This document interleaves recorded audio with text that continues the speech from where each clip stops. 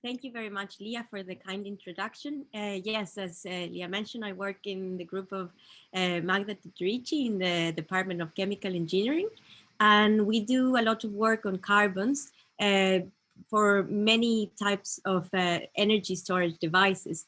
The work that I'm going to present here is for sodium-ion batteries using carbon anodes derived from plastic waste.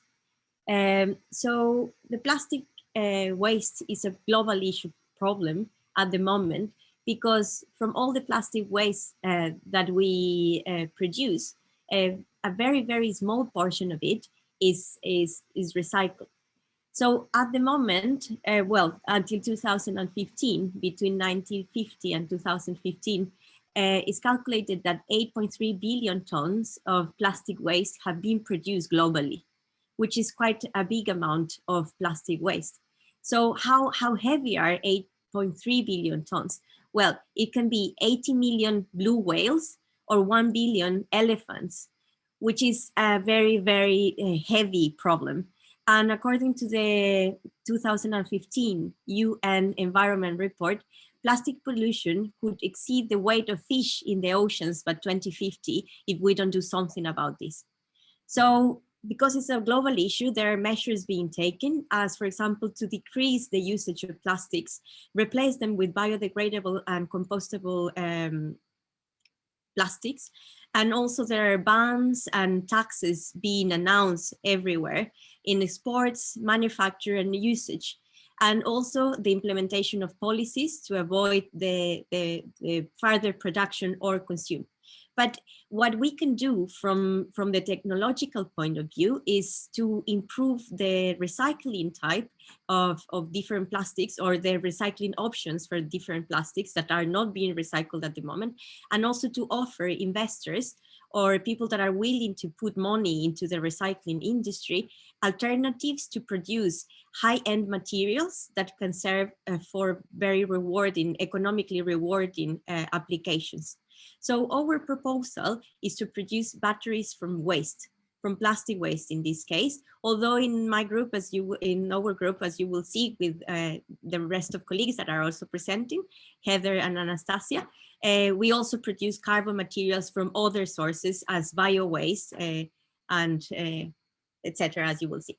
So what we want in this case is to produce these carbons from plastic waste. And we want to center mostly on those plastics that are not being widely recycled at the moment. For example, polystyrene or nylon. Although we have also conducted some research on the upcycle or the conversion of polyethylene terephthalate that is widely recycled into carbons. So what we do with these carbon sources is to put them in an autoclave at 500 degrees, but we are aiming for even higher temperatures to emulate the conversion of carbon from nature at high temperatures and pressures, and to produce carbons that are then pyrolyzed further at higher temperature to have a more ordered carbonaceous structure.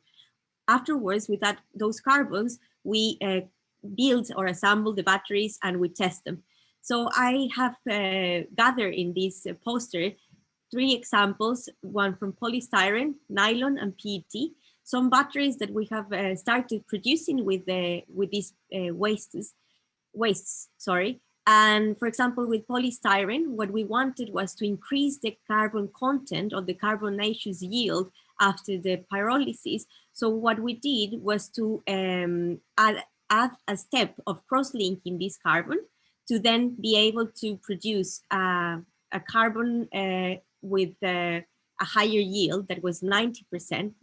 And then we studied this carbon by different means, just by checking that it had crosslinks, so it degrades at higher temperature. We can see the crosslinks also by FTIR. We can also produce a material that, because it's cross-linked, has a very intrinsically microporous structure. And we also have tested these with further carbonization at 1000 degrees and 1500 degrees. So we have been able to achieve decent capacities of around 100 milliamp hour gram for these batteries once they have stabilized, as I will further discuss if you come to the room. And we also done the same with nylon and with PET. So we have tested the batteries. We achieved not very high capacities, but this is like the preliminary results.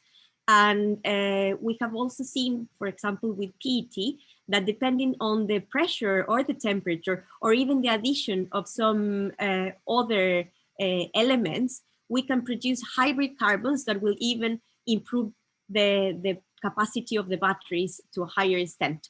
We are at the beginning of this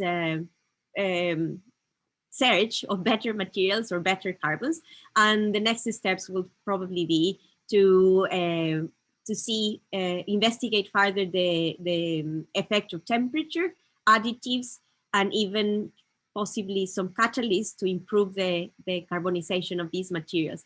And obviously, we also want to generate a life cycle assessment to enable comparison of these new materials, new carbons that are sustainable, because we are using a waste that otherwise will be incinerated and lost or buried. So thank you very much. That's it from my side.